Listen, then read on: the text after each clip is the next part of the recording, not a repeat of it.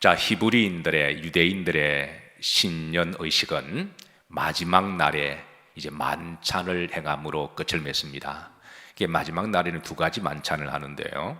첫 번째는 자선의 만찬을 합니다. 그래서 하나님이 그동안 베풀어 주신 자선 은혜를 기억하고, 그리고 올 한 해도 하나님이 긍휼과 자선을 베풀어 주셔서 은혜로 살아가기를 소망하며, 그리고 이제 그 자신의 행사에 각자 정성껏 마음을 담아 하나님 앞에 예물을 드립니다. 그리고 그 예물을 이제 제사장에게 드리고, 제사장은 그 예물을 가지고 이제 자선, 선교로 그렇게 사용하는데요. 자, 오늘 여러분들이 각자 믿음으로 하나님 앞에 예물을 드리셨어요. 오늘 이 마지막 예물은 우리가 선교 헌금으로 그렇게 주의 이름으로 사용하도록 하겠습니다. 자, 두 번째 만찬은 용서의 만찬을 합니다. 그동안 이제 나름대로 각자 금식도 하고 유대인들이 신년을 맞이해서 그런 마지막 날은 이제 음식을 마음껏 이제 먹을 수 있도록 음식의 만찬을 하는데요. 그 음식을 단순하게 음식을 먹는 것만이 목적이 아니라 서로 음식을 나누면서 서로 용서를 할 사람 용서하고, 또 용서를 구할 사람 용서를 구하고, 음식을 나누는 게 아니라 마음을 나누고 용서를 나누고 화목을 나누는 데 목적이 있는 거죠. 그리고 하나님이 지난 한 해 동안에 내가 지었던 모든 죄를 용서해 주셨고, 그리고 또 올 한 해 살아가면서 우리가 알든 모르든 크고 작은 또 실수와 잘못을 할 거잖아요.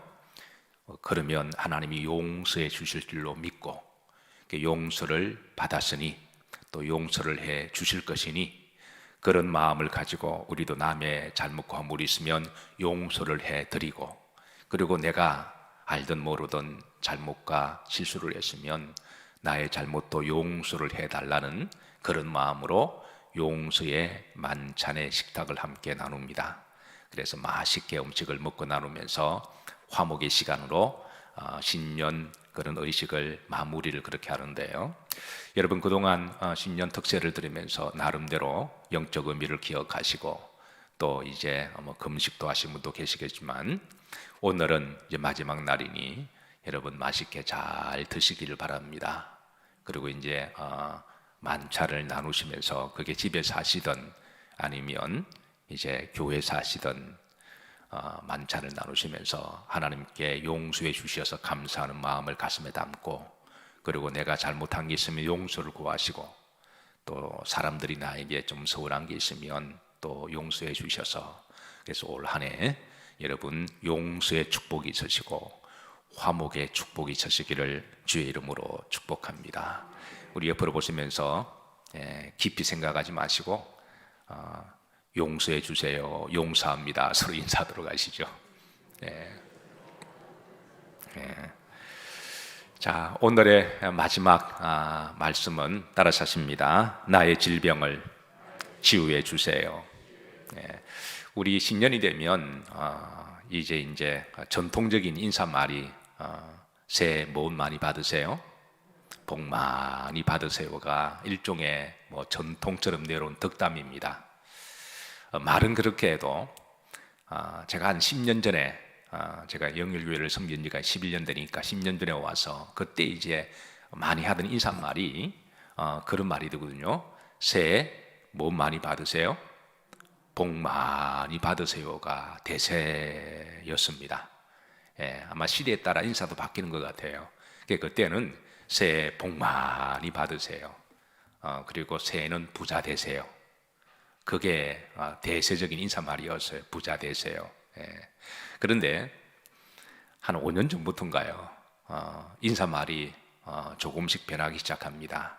새해 뭐 하세요? 건강하세요. 이런 건강에 대한 소중함, 건강에 대한 가치가 점점 강조되는, 그리고 건강에 관한 그런 여러 또 이제 이렇게 보조제라든가 또 약이나 이런 부분들이 굉장히 또 많이 인기를 누리고 있는 그런 시대를 살아갑니다. 자, 사실 건강할 때는 건강에 대한 소중함은 잘 모릅니다. 그래서 한참 몸이 건강할 때 젊은 시절은 뭐 건강에 대해서 그렇게 별로 소중함은 모르지만 한번 잃어보시면, 한번 아파보시면 이 건강에 대한 소중함이 얼마나 절실하고 간절한지 알 수가 있습니다. 사실 하늘 아래에 사는 모든 사람들은 따라서 하십니다. 상처 입은 환우들입니다. 아담 이후에 모든 인간은 죄의 상처로 우리가 마음의 아픔과 고통을 살아가고, 그래서 영국의 시인 에브라함 콜이라고 하는 사람은 인생은 모두 병을 앓고 있는 환자다, 그렇게 말하기도 하고요. 우리가 잘 아는 셰익스피어가 햄릿을 통하여 유명한 말을 했죠. 사느냐 죽느냐 이것이 문제로다 라는 말도 했지만, 셰익스피어가 또 다른 말도 남겼습니다. 인류는 지구라고 하는 큰 병원에 살아가는 환자들이다. 지구라고 하는 큰 병원에 살아가는 다 환자들이다 라고 하는 말을 했습니다. 이사야 42장 3절에 보면 따라서 하십니다. 상한 갈대를 꺾지 아니하시고 꺼져가는 등불도 끄지 아니하시는 하나님이시다. 그런데 인간이 다 죄인이고, 그리고 상처가 있고 약하고, 그리고 나이가 들어갈수록 특별히 상한 갈대가 되고 꺼져가는 등불처럼, 그게 바로 연약한 인간임을 누구보다도 잘 아시는 분은 누구실까요? 하나님이십니다. 인간은 아무리 강한 척해도 연약한 존재인 것을 누구보다도 잘 아시는 하나님께서, 하나님은 그런 상심한 자를 긍휼히 여기주시고 꺼져가는 등불도 끄지 아니하시고, 하나님께서는 긍휼과 치유하기를 원하시는 분이 하나님이신 줄로 믿으시기를 바랍니다. 그래서 오늘 말라기 4장 말씀 보시면 따라서 하십니다. 여호와를 뭐하는? 경외하는 너에게는, 뭐하는 너에게는? 경외하는 너에게는. 따라서 하십니다. 공의로운 회가 떠올라서, 여기에 공의로운 회는 의의 태양 대신 예수 그리스도를 상징하고 있습니다. 뭐하는 광선을 비추리니? 치유하는 광선을 비추리니. 여러분 몸속에 있는 질병들이 제일 싫어하는 게 그게 광선이라고 하는 것이죠. 그래서 어쨌든 하나님께서 치유하는 광선을 비춰주셔서 너희가 외양간에 나온 뭐같이? 송아지같이 뜨리라 그랬습니다. 그래서 하나님은 우리를 죄에서도 치유하기를 원하시고, 인류는 해 아래 모든 사람이 원죄를 가지고 태어났기 때문에 죄에 대해서 죄인입니다. 그 죄에서 우리를 예수님의 보혈로 치유하기를 원하시고, 그리고 육신의 질병도 마음의 상처도 하나님은 치유하기를 원하십니다. 시편 147편 이제 3절 보면 다 같이 합독하십니다. 상심한 자들을 마시며 고치시며 그들의 상처를 마시는도다 싸매시는도다. 이것이 바로 이 하나님의 마음입니다. 그래서 오늘 이 마지막 우리에게 주신 기도 제목은 주님, 제가 어떤 식으로든 제가 병들었고 아프고 상처가 있는데 하나님 나를 긍휼히 여겨주셔서 나를 만져주시고 치유해 주시기를 기도하시고 또 주의 이름으로 축복합니다. 하나님은 우리를 치유하실 때에 다양한 방법을 사용하고 계세요. 다양한 방법을 사용하셔서 치유하시는데, 가장 성경적으로 전형적인 방법은 하나님의 능력으로, 하나님의 기도로, 하나님의 말씀으로, 하나님의 믿음으로, 그렇게 하나님의 능력으로 하나님이 필요하시면 하나님이 그렇게 우리를 치유하시고 고치십니다. 자, 두 번째는 하나님이 또 필요하시면 약을 통해서도 그렇게 고치십니다. 물론 우리가 진단반, 농담반, 신약과 구약을 약이라고 말하기도 하지만, 그러나 이제 일반적인 약들을 통하여 하나님 우리에게 지혜와 지식의 은사를 주셨으니까 이런 의술의 은사를 가진 사람들이 열심히 노력해서 연구하고 경험을 통하여 개발된 그런 약들도 하나님이 이제 사용하셔서 우리를 고치시기를 원하십니다. 그래서 여러분 어디가 좀 불편하고 아프시면 병원에 가셔서 의사 진단을 받으시고 그리고 약들을 통하여 그렇게 섭취하는 것도 그건 여러분 믿음이 없는 게 아닙니다. 오히려 하나님이 주신 지혜를 통하여 또 그렇게 치유하시는 방법이니까 또 그렇게 잘 팔로우를 하시기를 주의 이름으로 부탁을 드립니다. 세 번째는 자연적인 방법을 통해서도 치유하세요. 하나님은 모든 피조물을 만드시고 그 피조물 안에는 각종 메커니즘을 통하여 우리를 평안하게 하시고 우리를 또 안정하게 하시고 또 지우게 하시는 그 능력을 하나님이 주셨기 때문에 어떤 경우는 자연적인 방법을 통하여 자연히 또 자연적인 방법을 통하여 우리를 치유하시는데요. 근데 여러분, 이 요즘 테라피라고 하는 말이 유행을 하죠. 그러니까 모든 치유에는 테라피라는 말이 다 들어갈 정도로 심지어 아로마 테라피라든가 모든 열광성 테라피라든가 모든 부분에 테라피라는 용어를 광범위하게 그렇게 사용하는데요. 글자 그대로 번역하면 그 치유라는 말이죠. 고친다라는 말인데 그런데 이 말을 제일 먼저 사용한 사람이 예수님이신 걸 아시나요? 예. 마태복음 4장 23절입니다. 한번 보십시다. 여기에 보시면 예수님께서 이 용어를 사용하십니다. 테라피라는 용어를 사용하시는데요. 자, 마태복음 4장 23절 다 같이 합독하십니다. 예수님께서 온 갈릴리에 두루다니사 그들의 회당에서 가르치시며 천국 복음을 전파하시고 백성 중에 모든 병과 모든 약한 것을 마시니라 고치시니. 여기 고친다는 말이 테라피라고 하는 용어거든요. 이 말에서 나중에 영어로 라틴어로 영어로 번역되어서 테라피라고 하는 용어가 나왔고 지금 우리가 그 말을 잘 사용하고 있습니다. 그러니까 주님이 우리를 고치실 때에 이제 이 자연적인 방법을 통해서도 이제 고치기도 하시는데요. 자, 가령 앞을 보지 못하는 사람에게 그냥 눈을 뜰지어다라고 말씀할 수도 있는데 흙을 일게 해서 그 흙을 일게 해서 춤을 뱉으시고 침을 이렇게 뱉으시고 그리고 이제 눈에 바르시고 가서 실로암 못에 가서 씻으라라고 하시는 이런 행위도 이제 주님은 필요하시면 이런 자연적인 방법을 통해서 그렇게 치유를 하십니다. 근데 마태복음 4장 23절 보시면 치유하실 때에 몇 가지 앞에 옵션이 있습니다. 뭐 하시며 가르치시고 가르치시고 그 다음에 천국 복음을 전파하시고 그래서 우리가 육체적인 병도 고침받는 게 중요하지만 영적인 병도 고침을 받아야죠. 우리가 이 땅에서 아무리 건강하게 살아도 영적으로 고침받지 못하면 그 지옥 가는 거잖아요. 그래서 우리가 영적인 병도 주님은 고치시고 그리고 육적인 병도 주님은 우리를 고치시기를 원하십니다. 자, 네 번째, 하나님이 우리를 치유하시는 방법이요, 우리에게 지식과 지혜를 주셔서 지식과 지혜를 활용해서 우리의 병을 고치시기를 원하시는데요.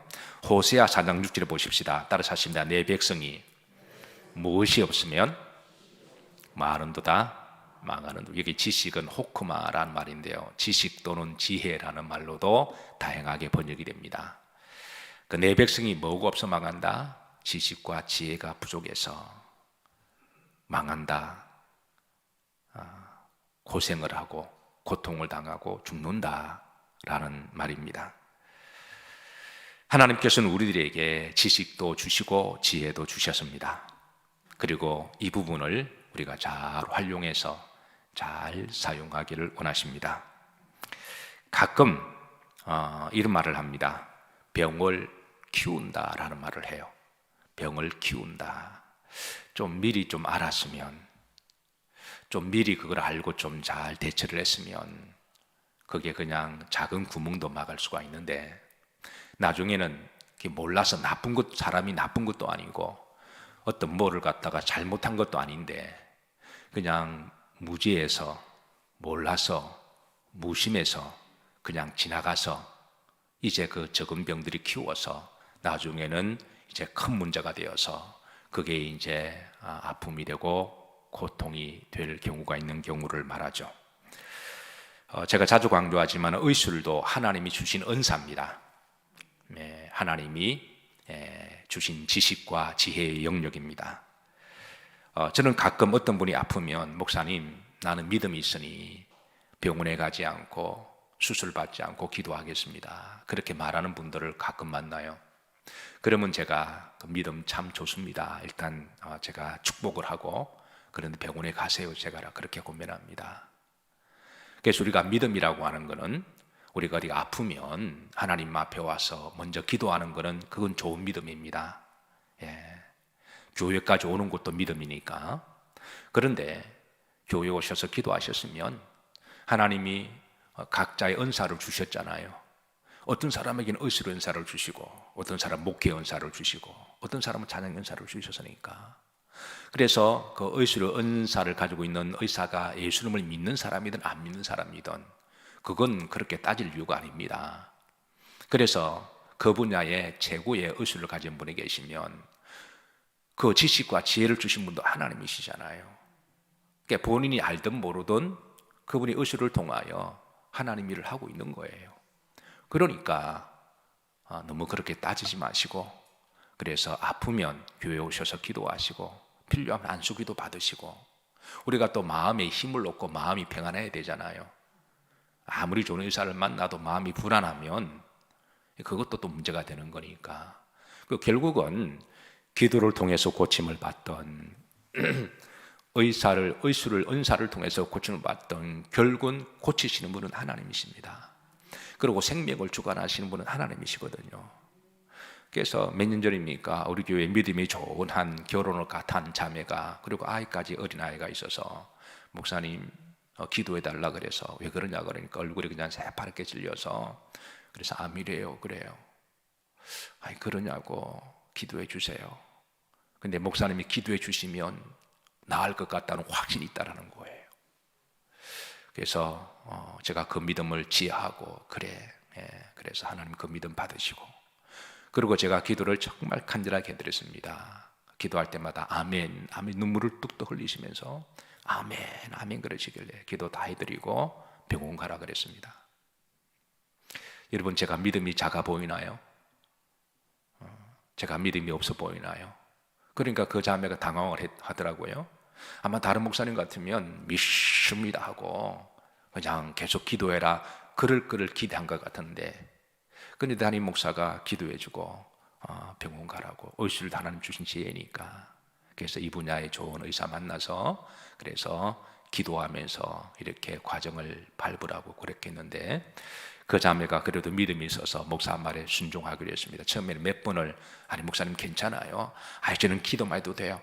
그러지 말고 제발 병원 가. 내가 나중에는 반말을 했습니다. 마치 자식을 다 이러듯이. 그러니까 그 마음이 전해졌는지 그래서 병원에 잘 다녔고 1년 있다가 제게 찾아와서 선물을 가져와서 목사님 다 완치받았습니다. 다행히 초기여서. 그래서 다 치유받고, 그리고 얼마 있다가 또 긴 문자를 내게 보내왔어요. 그래서 그 과정은 제가 설명드리지 않아도 여러분 짐작하실 거이고, 너무나 감사하고 지금도 건강하게 잘 살고 있습니다. 또 아이 하나 더 놓고. 그렇게 해서 만약 그때 그 병을 키웠으면 어떻게 되었을까요? 초기에 잡을 수 있는 병이 만약 키워서, 그러면 그 아이는 얼마나, 또 그 남편은 얼마나 마음이 아플까요? 그래서 우리가 어디가 아프면 여러분 제일 첫 번째 교회 오셔서 기도하세요. 또 어떤 분은 또 그 기도 대해서 별로 믿음도 없고 좋은 의사만 찾아다니는 것도 그것도 잘못된 겁니다. 의사는 실수 안 하나요? 그리고 우리 병은 어떻게 발전될지 아무도 모릅니다. 우리 몸이 워낙 신비해서요. 내 속에 뭐가 지금 어떤 게 지금 진행되는지 우리가 지금 알 수 없잖아요. 아무리 유능한 의사도 우리 몸이 어떤 병을 찾아내지 못하는 수도 있습니다.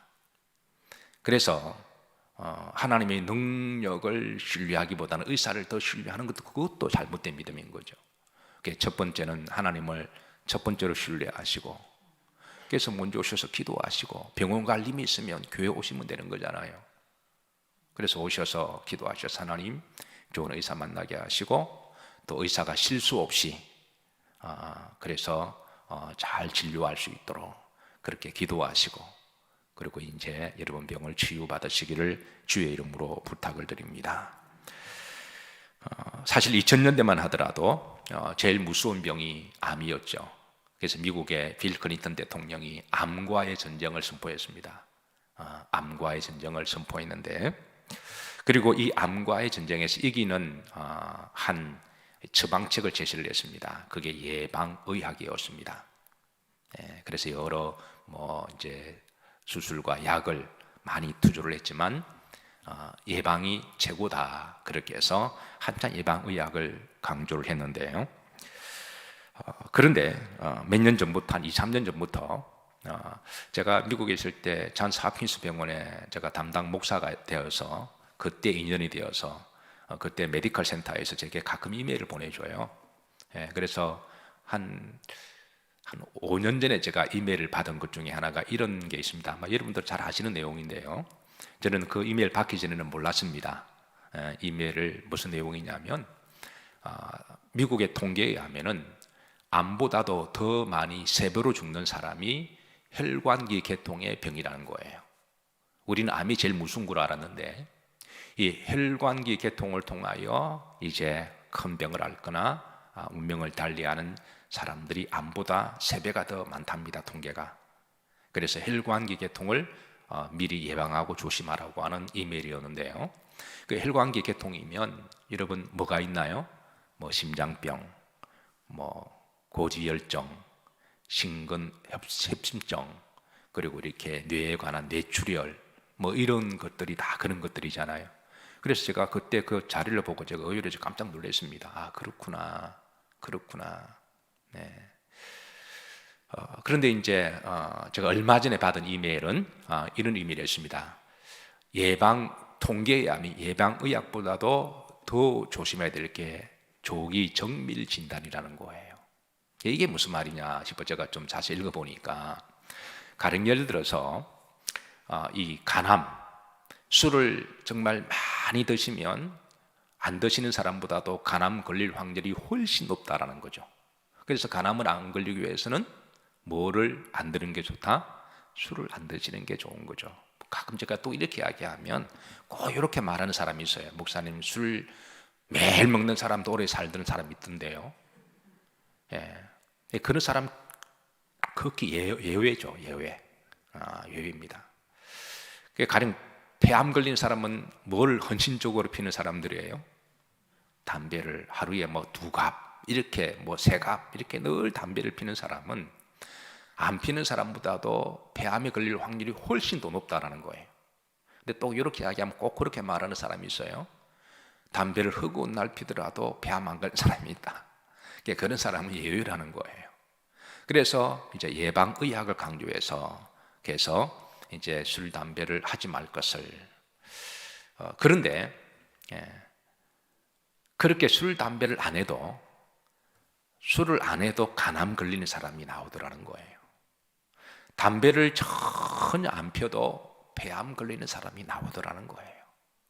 그래서 이게 어떻게 된 거지라고 이제 조사를 하고 통계를 보니까, 이제 예방을 하고 조심을 하면 음식도 조심하고 고기 탄 거 안 먹고, 그래서 그러면 췌장암이나 이런 데 걸릴 확률이 적기는 하지만 그게 통계가 3분의 1밖에 안 된답니다.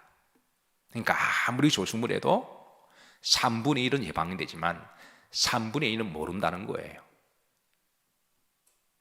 고기 탄 것도 안 먹고 고기조차도 안 먹고 채소만 먹는데도 췌장암이 걸리고, 그게 대체 이게 뭐냐?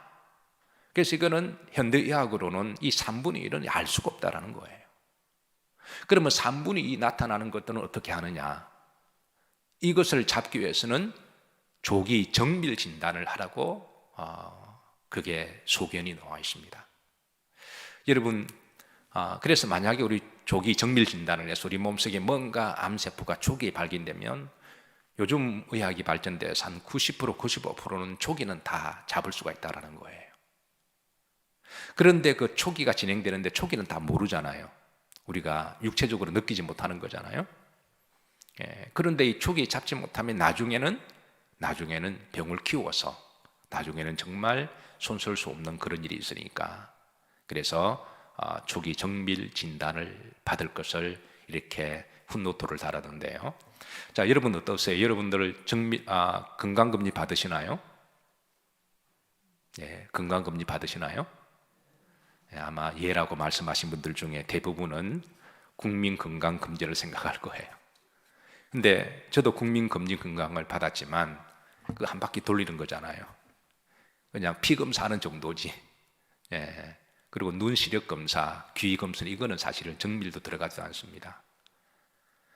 그런데 국민건강검진도 안 받는 것보다 받는 게 낫겠지만, 그러나 여기서 말하는 것은 정밀 조기 진단입니다. 그런데 정밀 조기 진단을 이야기를 하면 사실은 그 예금이 만만치 않습니다. 그래서 사람들이 부담이 돼서, 그래서 뭐 별 이상이 없으니까 받지 않는 분도 계시는데, 그런데 여러분 가급적이면 돈을 조금 드시더라도 조기 정밀 진단을 좀 꼭 받아보시기를 주의 이름으로 권면합니다. 네. 이 목기를 하다 보면 성도들이 아프면 목사가 마음이 너무 아파요. 마치 저는 이 마음은 저는 하나님의 마음이라고 생각해요. 하나님이 그 마음을 목사에게 주시는데요. 제가 원래 사람이 좋아서가 아니라 목회를 30몇 년을 하다 보니까 하나님이 목자의 마음을 주시더라고요. 그래서 이 목회라고 하는 게 여러분 뭐 이해하는 분도 계시겠지만, 어떤 성도에게는 좋은 일이 생기면 정말 부모의 마음으로 내 문제로 함께 기뻐하고 즐거워하고 축하하고 웃음을 띠고 하지만, 또 한쪽에는 아픔과 고통을 당하면 또 같이 아파하고 그렇게 또 슬퍼합니다. 그래서 어떤 경우는 웃을 수도 없고 울 수도 없는 이런 이 복잡적인 마음이 목사의 마음을 항상 짓누르고 있는데요. 근데 교인이 돌아가시면서 아프니까, 그런데 심각하게 아프신 분이 목사의 마음속에 늘 남아있고 늘 머릿속에 있어서 늘 기도를 하게 되면 제 마음이 참 아프기 때문에, 그래서 성도들에게 늘 건강하시기를 기도합니다. 어떤 목사님은 한때 한국에 비타민 열풍이 불었을 때요, 그 비타민이 마치 만병통치약인 것으로 그때 그런 분위기가 있었잖아요. 그래서 강단에서 말씀을 하실 때마다 비타민 드시라고, 비타민 드시라고. 지나치게 그렇게 반복적으로 하는 것도 바람직하지는 않지만, 그러나 저는 그 목사의 마음을 충분히 이해가 됩니다. 오죽했으면 저러실까요? 왜냐하면 저도 그러고 싶은 마음이거든요. 그리고 어떤 분은 아예 비타민을 사가지고 나갈 때 인사할 때 한 병씩 나눠주는 목사님도 계셨어요. 저도 그런 마음이 충분히 이해가 되고 그러고 싶어요. 왜냐하면 사실 우리가 몸이 아프면 본인만의 문제가 아니라 온 가족의 문제이기도 하고, 그리고 본인도 얼마나 아프고 고통스러워요. 그래도 우리가 살아가다 보면 우리도 아프고 고통스럽잖아요. 우리도 그런 육체적 질병을 경험해 보면 그런 아픔의 그 마음을 아니까, 그래서 오죽했으면 그렇게 하실까. 저는 이 목사들의 마음이 하나님이 주시는 마음이라고 생각합니다. 그래서 목사의 마음속에는 성도님들이 다 건강하기를 기도하고 축복합니다. 안 아팠으면 좋겠어요. 그런데 인간은 연약하고 꺼져가는 등불도 같아서, 그래서 이 아픔을 피해갈 수 없는데요. 그래서 그런데 할 수만 있으면 여러분 병을 키우지 마시고, 조금 돈이 좀 들어가더라도 목사님 돈이 없는데요, 조금 다른 데 전략하셔서 좀 정밀 조기 진단을 좀 받으셔서, 그래서 좋은 의사를 만나서 그렇게 하시길 주의 이름으로 권면합니다. 작년에 어느 한 의사를 만났습니다. 제가 감리사할 때에 함께 동력에서 열심히 잘 섬기셨던 신실한 장로님이신데요, 이분이 이제 큰 병원으로 원장으로 가셨어요. 그래서 큰 병원 원장으로 가셔서 이제 제가 어느 집회 때 잠깐 좀 만났는데요, 지방의 어떤 교회 설교를 부탁받아서 설교를 하고 내려갔는데, 그 장로님과 인사를 하면서 목사님 잘 계셨냐고 반갑게 인사를 하고, 네 목사님 제가 병원을 옮겼습니다 그러시더군요. 그래서 그러셨군요 장로님. 그런데 이제 목사님 정밀 조기 진단을 꼭 받으시라고. 자기가 원장으로 가 있으니까 그래서 꼭 받으시라고. 목사님 오시면 50% 할인해 드리겠다고. 그래서 그러시냐고. 그래서 그런데 이제 그분이 그 조기 진단에 대해서 쭉 말씀하셔서 제가 동감한 바여서, 목사님 조기 진단만 하면 웬만한 병은 다 찾아냅니다. 그래서 꼭 오셔서 받으시라는 거예요. 그래 초기는 웬만하면 다 고치니까 병을 키우지 마시고. 그래 감사하다고 인사드렸는데요. 그런데 제가 물었습니다. 장로님, 제가 안 가더라도 제가 아는 분을 보내도 50% DC가 됩니까? 그러니까 그렇게 하겠대요. 여러분 오해하지 마세요. 제가 약 장사하는 게 아닙니다. 근데 제가 와서 좀 찾아보니까 그 병원이 큰 병원이더군요. 그래서 그런데 목사님 50% 해주는데 한 가지 조건이 있대요. 1월부터 4월까지 와야 된다 그러거든요. 1월부터 4월까지 와야 된답니다. 보통 후반기에 워낙 사람들이 많이 오다 보니 후반기는 다 이렇게 제값을 받고 전반기는 사람들이 바빠서 잘 안 온답니다. 그래도 조금 한가하니까 이제 국가 정책에서 50% DC를 내주기 때문에, 제가 아는 사람이 때문에 하는 게 아니라 원래 그 병원 정책이 그렇더군요. 그래서 제가 집에 와서 좀 찾아보니까 웬만한 대학병원만큼의 그렇게 정밀 진단을 다 하더군요.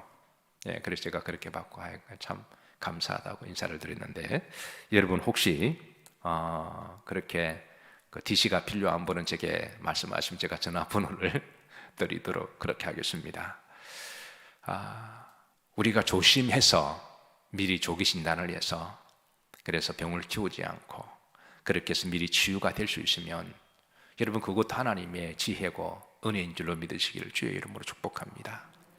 그러나 조심을 한다고 했지만 안 되는 경우, 그리고 또 나이가 들어서 어쩔 수 없이 우리가 연약하고 또 병이 찾아오면, 그건 우리 모두가 다, 우리 인류의 모든 셰익스피어가 말한 것처럼 궁극적으로 인류의 모든 큰 병원에 사는 환자라고 하는, 궁극적으로 그 죽음의 환자라는 거잖아요. 우리가 죽음은 피해갈 수가 없습니다. 우리가 아무리 예방의학을 하고요, 조기 진단을 해서 미리 찾아내고 그렇게 해서 80까지 90까지 건강하게 사셔도 결국은 죽음을 피해갈 수는 없잖아요. 그리고 나이가 들면 연약한 거는 그건 우리가 받아들여야 됩니다. 90인데도 청년처럼 할 수는 없어요. 그래서 연세가 드셔 연약한 부분은 우리가 하나님께서 이제 천국 준비하라 그러시는구나, 그것도 믿음으로 받아들이고, 몸이 좀 아프고 병들어도 여러분 그게 더 은혜가 될 수도 있습니다. 하나님, 인간은 연약한 존재니까 하나님 긍휼히 여겨주시고, 그러나 우리가 몸은 병들어도 속사람은 더 새롭게 하시고, 그리고 우리가 죽음의 환자에서 우리 죽음의 환자를 치유하는 게 부활의 약이잖아요. 천국에 대한 영원한 소망이 있잖아요. 그 믿음을 가지고 우리가 또 연세가 드시고 그런 경우는 그건 우리가 믿음으로도 잘 받아들이시고, 인간의 힘으로 최선을 다해서 우리가 예방을 했는데도 조기 진단에도 아픈 거는 그것도 하나님 뜻으로 받아들이고 우리가 그것도 믿음으로 받아들이면 되는 거죠. 그러나 하나님이 우리에게 건강을 주시면 우리 몸이 의의 병기가 되어서, 우리가 건강해야 주의를 열심히 할 수가 있으니까, 그래서 의의 병기가 되어서, 하나님, 나의 몸이 아니라 의의 병기는 하나님의 몸이라는 거잖아요. 그래서 하나님 나에게 이제는 덤의 복을 주시면, 덤의 시간과 생명을 주시면, 그 전까지는 나의 몸이라고 생각하고 내 시간과 내 생명이라고 생각했는데 이제부터는 주의 손과 발이 되어서 주의 몸이 되어서 이제 열심으로 제가 믿음 생활하겠습니다. 제가 이를 위해서 건강이 필요하니 하나님 건강을 덤의 복으로 주옵소서라고 그렇게 믿음으로 사시면 됩니다. 말씀을 정리합니다. 자, 오늘로서 이제 하나님과 약속한 신년 특세 7일이 다 끝났습니다. 여러분 처음도 잘하셨고 마지막도 잘하셨습니다. 올 한 해 치유의 복이 있으시기를 주의 이름으로 축복하고, 여호와를 앙망하는 자에게 새 힘을 얻으시고 올 한 해도 강건하게 또 성령 충만하게 복된 한 해가 되시기를 주의 이름으로 축복합니다. 우리 마지막